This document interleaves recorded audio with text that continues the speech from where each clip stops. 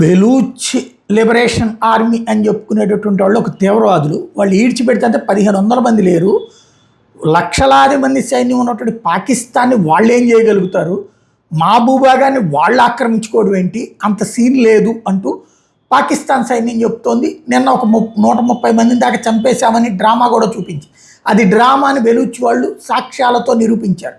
ఇప్పుడు దాంతోపాటుగా బెలూచిస్తాన్ వాళ్ళు ఆ ప్రాంతంలో తమకున్నటువంటి పట్టుని విత్ విజువల్స్, ఇదిగో ఇక్కడెక్కడా కూడా పాకిస్తాన్ సైన్యానికి సీన్ లేదు. అక్కడ పాకిస్తాన్ సైన్యం వస్తే పేల్చేస్తున్నారు.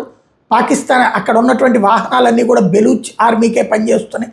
అంటే వాళ్ళ కోసమే, వాళ్ళు చెప్పినట్టే వింటున్నాయి. అడ్డుపడ్డటువంటి సందర్భంలో లేపడేస్తున్నారు. ఈ విషయాన్ని ఇప్పుడు Baloch liberation army with visuals project చేయడం అన్నటువంటిది సంచలనం సృష్టిస్తోంది. మమ్మల్ని దాటి రాగలిగిన పరిస్థితుల్లో పాకిస్తాన్ లేదని వాళ్ళు చెప్తున్నారు.